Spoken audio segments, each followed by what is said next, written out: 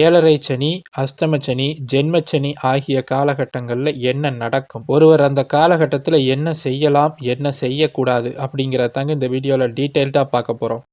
வணக்கம். நான் உங்கள் அன்பு நண்பன் பூசம் பூபதி. வாங்க இப்ப வீடியோக்குள்ள போகலாம். முதல்ல இந்த ஏழரை சனி, அஷ்டம சனி, ஜென்ம சனின்னா என்னங்க? கோச்சாரத்துல உங்கள் ராசிக்கு முந்தைய ராசியில சனி வரக்கூடிய காலகட்டம் ஏழரை சனி காலகட்டம். அதிலிருந்து உங்கள் ராசிக்கு முந்தைய ராசியில சனி இருப்பது, உங்களுடைய பிறந்த ராசியிலேயே சனி இருப்பது மற்றும் உங்கள் ராசிக்கு அடுத்த ராசியில் சனி இருப்பது என இந்த தொடர்ச்சியாகிய இந்த 3 காலகட்டங்கள்ல சனி இருப்பதைத்தான் ஏழரை சனி அப்படின்னு சொல்றோம். பொதுவாக சனி பகவான் ஒரு ராசியை கடப்பதற்கு கிட்டத்தட்ட 2.5 வருடங்களை எடுத்துக்கொள்வார். அப்படி பார்க்கும்போது உங்கள் ராசிக்கு முந்தைய ராசியில 2.5 ஆண்டுகள், உங்க பிறந்த ராசியில 2.5 ஆண்டுகள், மொத்தம் 5 வருஷம் ஆச்சா? உங்கள் ராசிக்கு அடுத்த ராசியில 2.5 ஆண்டுகள், மொத்தம் 7.5 வருடங்கள் ஆச்சு. இதைத்தான் ஏழரை சனின்னு சொல்றோம். மற்றபடி இந்த ஏழரை அப்படிங்கிறதுக்கும் இந்த சனியினுடைய பெயர்ச்சிக்கும் ஒன்றும் பெரிய சம்பந்தம் இல்லை. 7.5 வருடங்கள் நீளக்கூடியது இந்த ஏழரை சனி அமைப்பு அப்படிங்கிறது, அவ்வளவுதான். இதுல ஜென்ம சனி அப்படிங்கிறது நீங்கள் பிறந்த அந்த ராசியிலேயே சனி வரக்கூடிய அந்த மத்தியில வரக்கூடிய அந்த 2.5 ஆண்டு காலகட்டத்தான் நம்ம ஜென்ம சனின்னு சொல்றோம். அதாவது ஏழரை சனி, ஜென்ம சனி என்பது வேறு வேறு கிடையாது. ஏழரை சனியினுடைய அந்த 7.5 ஆண்டுகள்ல நடுமத்தியில வரக்கூடிய அந்த 2.5 ஆண்டுகள், நீங்கள் பிறந்த அந்த ராசியிலேயே சனி பகவான் வரக்கூடிய காலகட்டம் தான் ஜென்ம சனி அப்படின்னு சொல்றது. அப்ப அஷ்டம சனி அப்படின்னா என்னங்க? அஷ்டம சனி என்பது கொஞ்சம் வேற. இந்த ஏழரை சனியும், ஜென்ம சனியும் ஒரே மாதிரி இருந்தாலும், இந்த அஷ்டம சனிங்கிறது வேற. அதாவது நீங்கள் பிறந்த ராசியிலிருந்து 8வது ராசியில சனி வரக்கூடிய காலகட்டம். அட்டமஸ்தானத்தில் சனி வரக்கூடிய காலகட்டம் தான் அஷ்டமத்து சனி அப்படிங்கிறது. சரி, அப்ப இந்த 3ல எதுங்க அதிகமான கெடுதல்களை தரக்கூடியது? ஏழரை சனி அதிகமான கெடுதல்களை தருமா? இல்லை அதனுள் வரக்கூடிய அந்த ஜென்ம சனின்ற காலகட்டம் தான் மிக கடுமையாக இருக்குமா? இல்லை அந்த தனியாக இருக்கக்கூடிய அந்த அட்டமத்து சனி அப்படிங்கிறது அதிகமான கெடுதல்களை தருமா அப்படின்னு கேட்டீங்கன்னா, அஷ்டம சனி தான் கொஞ்சம் அதிகமான கெடுதல்களை தரும். ஏன்னா, சனி பகவான் ஒரு குறிப்பிட்ட அளவிலான தாக்கங்களை உங்களுக்கு ஏற்படுத்த இருக்கிறார். அதாவது ஒரு சில விஷயங்களை, ஒரு சில வாழ்க்கை பாடங்களை அவர் கடுமையாக உங்களுக்கு கற்பிக்க இருக்கிறார். அப்படி இருக்கும்போது, அது 7.5 ஆண்டு காலங்களாக நடக்கும்போது, அதனுடைய வீரியம் கொஞ்சம் குறைவாக இருக்கும். அதே அட்டமத்து சனி என்று சொல்லப்படக்கூடிய அந்த 2.5 ஆண்டுகளுக்குள்ள அவை அனைத்தையுமே மொத்தமாக அவர் கொடுக்கும்போது, அதை நம்மனால் தாங்கிக் கொள்ள முடியாது. அவ்வளவுதான் வித்தியாசம். ஏழரை சனியிலும், அஷ்டம சனியிலும் பெரிய அளவிலான வித்தியாசங்கள் இருக்காது. நம்மோடு இருக்கக்கூடிய நபர்கள் யார்? அவர்கள் உண்மையிலேயே நம்மீது அக்கறை கொண்டவர்களா? நம்மீது விசுவாசம் உள்ளவர்களா? நாம் காட்டும் அன்பிற்கு அவர் தகுதியானவர்களா? நாம் செலவழிக்கக்கூடிய நேரத்திற்கு அவர்கள் தகுதியானவர்களா? அப்படிங்கிற மாரி அனைத்தையுமே கற்பிக்கக்கூடியது இந்த ஏழரை சனி, அஷ்டம சனி காலகட்டம் தாங்க. அப்படி இருக்கும் பொழுது, அந்த 7.5 வருடங்களாக காலத்தை மெதுவாக ஒவ்வொரு 2.5 ஆண்டுகள், 2.5 ஆண்டுகளாக கடந்து 3 முறை கடந்து வரும்போது, ஒரு அளவிற்கு நமக்கு, என்ன நடக்குது அப்படிங்கிறதை தெரிந்து கொள்ள முடியும். கொஞ்சம் கொஞ்சமாக அவர்களுடைய செயல்பாடு, நம்மளுடைய வேலையில இருக்கக்கூடிய கஷ்டங்கள், இது மாரி விஷயங்களை உணர முடியும். ஆனா, திடீரென அஷ்டம சனி என்று ஒன்று வெறும் 2.5 ஆண்டுகள்ல வந்துவிட்டு வெளியே போகும் பொழுது, அது ரொம்ப வேகமாக இருக்கும், கடுமையாக இருக்கும். திடீர்னு வேல போச்சு. திடீர்னு பார்த்தீங்கன்னா, எனக்கு ஒரு அசிங்கம், கேவலம் வந்துருச்சு. நான் இத்தன நாளா சேர்த்து வச்சிருந்த கௌரவம் ஒரே நாள்ல காணாம போயிருச்சு. அப்படின்ற மாரி அமைப்புகள் எல்லாமே இந்த ஏழரை சனி, அஷ்டம சனி காலகட்டங்கள்ல தான் நடக்கும். சரிங்க. இது என்ன பண்ணும்? முதல்ல இந்த ஏழரை சனி, அஷ்டம சனி பொருளாதார ரீதியாக உங்களை பெரிய அளவுல பாதிக்குங்க. குடும்ப ரீதியாகவும், பொருளாதார ரீதியாகவும் அதிகமாக பாதிப்புகளை ஏற்படுத்தும். ஏன்னா, இந்த 2 காலகட்டங்களிலும் மிக அதிகமாக பாதிக்கப்படக்கூடியது 2ஆம் பாவகம் என சொல்லக்கூடிய தன, வாக்கு, குடும்பஸ்தானம் தான். எப்படிங்க? ஏழரை சனி காலகட்டத்துல சனி உங்கள் ராசிக்கு முந்தைய ராசியில இருப்பார். அப்படின்னா, நீங்கள் பிறந்த ராசிக்கு 12ஆம் பாவத்துல இருப்பார். அங்கிருந்து தன்னுடைய 3ஆம் பார்வையினால 2ஆம் வீட்டை, குடும்பஸ்தானத்தை பார்த்து கெடுப்பார். அதுவே ஜென்ம சனி காலகட்டங்கள்ல 2ஆம் வீட்டிற்கு பெரிதாக தொடர்புகள் இருக்காது. அவர் நீங்கள் பிறந்த ராசியிலேயே இருந்து உங்கள் மீதே அழுத்தத்தை ஏற்படுத்திக் கொண்டிருப்பார். அதற்கு அடுத்த மாரி 2ஆம் பாவத்திற்கே வந்து விடுவார். உங்கள் ராசிக்கு அடுத்த ராசி. உங்க ராசி 1ன்னா உங்களுக்கு அடுத்த ராசி 2 குடும்பஸ்தானத்துக்கு வந்துருவார். இப்போதும் குடும்பஸ்தானம் பாதிக்கப்படுகிறது. அதே போல தான் அட்டம சனி காலகட்டத்தில சனி 8ஆம் பாவத்திலிருந்து தன்னுடைய 7ஆம் பார்வையின் வழியாக தன்னுடைய 2ஆம் பாவமாகிய உங்களுடைய தனம், வாக்கு, குடும்பஸ்தானத்தை பார்ப்பார். அப்போதும் இந்த குடும்பஸ்தானம் தான் பாதிக்கப்படுது. இந்த 2ஆம் பாவகம் தாங்க நமக்கு மிக மிக முக்கியமான பாவகம். இதுதான் தனஸ்தானம். உங்களுடைய வருமானம், உங்களுடைய வேலையின் மூலமாக கிடைக்கக்கூடிய லாபங்கள், நீங்கள் சேமித்து வைத்திருக்கக்கூடிய சேமிப்புகள், உங்களுடைய குடும்பம், நீங்கள் சொல்லக்கூடிய வாக்கு, நான் ஒரு விஷயத்த முடிச்சு தர்றேன் அப்படின்னு சொல்லி உங்களுக்கு கேரண்டி குடுத்திருந்தேன்னா, இந்த காலகட்டங்கள்ல அந்த விஷயத்த சொன்னது சொன்ன மாரி செஞ்சு முடிக்க முடியாது. பேச்சுல ஒரு நாணயத்தை காப்பாற்ற முடியாது. சொன்ன சொல்லை காப்பாற்ற முடியாத ஒரு தர்ம சங்கடமான சூழ்நிலை ஏற்படும் இந்த 7 சனி, அஷ்டம சனி காலகட்டங்கள்ல.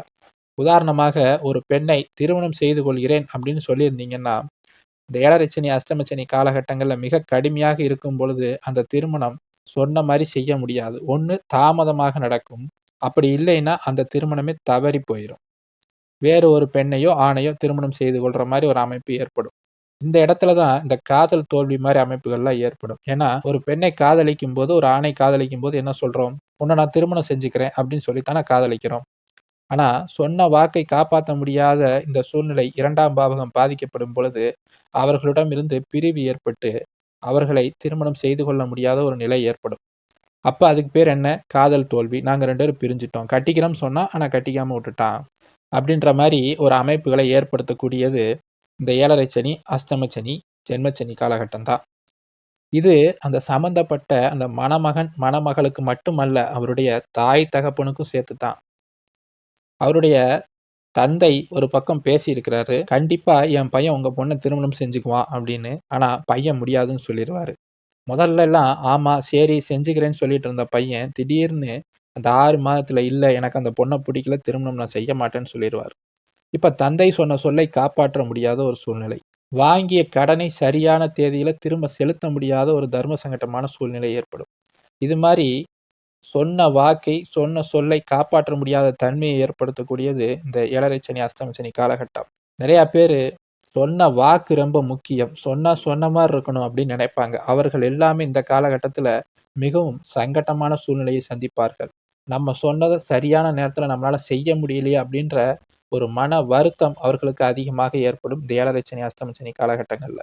கேட்ட இடத்துல உங்களுக்கு வர வேண்டிய பணம் வந்து சேராமல் போய்விடும். ஏன்னா 6ஆம் பாவகத்தை சனி பார்ப்பார்.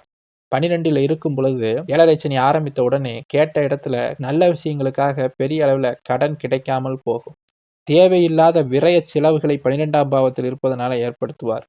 உங்களிடம் இருக்கக்கூடிய பணத்தை கொஞ்சம் கொஞ்சமாக வெளியே ஏற்றக்கூடிய ஒரு காரியத்தை செய்வார் இந்த சனி பகவான். அப்பத்தானே உங்களுக்கு யார் பணம் குடுத்து உதவுறா? காசு இல்லாத நேரத்துல உங்களோட யார் இருக்கா?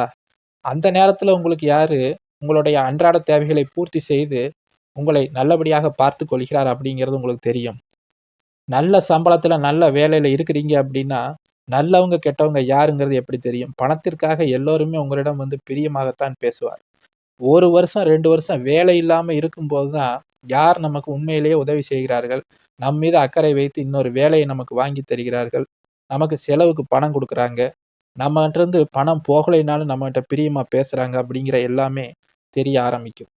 இது மாரி உறவுகளை புரிய வைக்கக்கூடியவர், வாழ்க்கை துணை அமைப்புகள்ல நம்ம கணவன் இப்படித்தானா? நம்ம மனைவி இப்படித்தானா?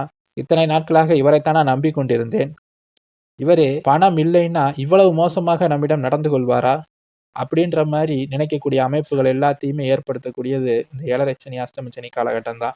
கணவன் மனைவிக்குள்ள சண்டை வருவது. ஏன்னா குடும்பம் பாதிக்கப்படுது இல்லையா? குடும்பத்துல குழந்தைகள் கூட 2வதா தான் பிறக்குது. முதல்ல கணவனும் மனைவியும் இணைவது தானே ஒரு குடும்பம். அதன்பின் தானே அதுல குழந்தைகள் வருது. குழந்தைகள் சிறுவர்கள். அவர்கள் என்ன செய்வார்கள்? அவர்களால என்ன சண்டை வரப்போகிறது? பெரியவர்களாகிய கணவன் மனைவிக்கு இடையே தானே அதிகமான சண்டைகள் வரும். எவ்வளவு சண்டை கட்டினாலும் எங்க வீட்டுக்காரர் என்னை விட்டு போமாட்டாருங்க. எவ்வளவு பேசினாலும் என் மனைவி என் மேல எப்பயுமே அன்பா தான் இருப்பாங்க. இது மாரி அமைப்புகள் எல்லாத்தையுமே உண்மையிலேயே உணர வைக்கக்கூடிய ஒரு காலகட்டம் இந்த 7 சனி, அஷ்டம சனி காலகட்டம். சரிங்க. இந்த மாரி கடுமையான ஒரு அமைப்பாக இருக்கிறது. பணம் சார்ந்த விஷயங்கள்ல நெறைய பிரச்சனைகள் வருகிறது. சொன்ன வாக்கை காப்பாற்ற முடியாத ஒரு சூழ்நிலை. கணவன் மனைவிக்கு இடையே வருத்தங்கள் ஏற்படக்கூடிய ஒரு அமைப்பு. இது மாரி காலகட்டங்கள் வருதுன்னா, நம்ம என்ன செய்யலாம்? என்ன செய்யக்கூடாது? முடிந்த அளவிற்கு இந்த அஷ்டம சனி மற்றும் ஜென்ம சனி காலகட்டங்கள்ல திருமணம் மாரி ஏற்பாடுகளை செய்யாமல் இருப்பது நல்லதுங்க. அது முடிந்துவிட்டு செய்யலாம். இல்ல அதற்கு முன்னாடி செய்யலாம். அஷ்டமச்சனி, ஜென்மச்சனி மிக கடுமையாக நடந்து கொண்டிருக்கும்போது, திருமணத்திற்கு முயற்சி செய்வது கொஞ்சம் சரியில்லாத அமைப்பு தான். அந்த இடத்துல நமக்கு சாதகமான பலன்கள் நடக்காது. ஏன்னா, திருமணம் என்பது ஒரு சுப காரியம். அப்படி இருக்கும்போது, ஒரு ஜென்மச்சனி, அஷ்டமச்சனி காலகட்டத்தில அவ்வளவு பெரிய ஒரு சுப காரியம் நடப்பதற்கான வாய்ப்பு கொஞ்சம் குறைவாகத்தான் இருக்கும். அதையும் மீறி செய்தாலும், அதிலும் ஒரு சில மன வருத்தங்கள் நிச்சயமாக ஏற்படுவதற்கு வாய்ப்பு அதிகம். அதேபோல சொந்தமாக தொழில் தொடங்குவது அப்படின்னு சொல்லிட்டு எதுலயாவது கொண்டு போய் பணத்த போடுறது, இல்லைன்னா எதுலயாவது ஒரு முதலீடு செய்வது என்று சொல்லிக்கொண்டு பெரிய தொகையை எதிலே ஒன்று கொடுப்பது, பங்குதாரர்கள் மற்றும் கூட்டாளிகளை நம்பி வியாபாரத்தில் இறங்குவது, புதிதாக ஒருவரை வியாபாரத்தில் சேர்த்துக் கொள்வது, இது மாரி விஷயங்களை செய்யக்கூடாது. குறிப்பாக இந்த 7 சனி, அஷ்டம காலகட்டங்கள்ல தன்னிடம் என்ன இருக்குதோ அதை வைத்து தான் தன்னுடைய வாழ்க்கையை நடத்த வேண்டுமே ஒழிய, கடன் வாங்குற வேலைகளுக்கு போகவே கூடாது. ரூ. 10,00,000 கடன வாங்கி தொழில் பண்ணேன் அப்படின்னு பண்ணுனா, அந்த பணம் திரும்ப வராது. அது நஷ்டம் ஏற்படுவதற்கு வாய்ப்பு அதிகம். இது மாரி விஷயங்களை செய்யாமல் இருந்தாலே போதும். இந்த 7 சனி, அஷ்டம சனி பெரிய அளவுல கஷ்டங்களை கொடுக்காமல் சுமூகமாக கடந்து போய்விடும்.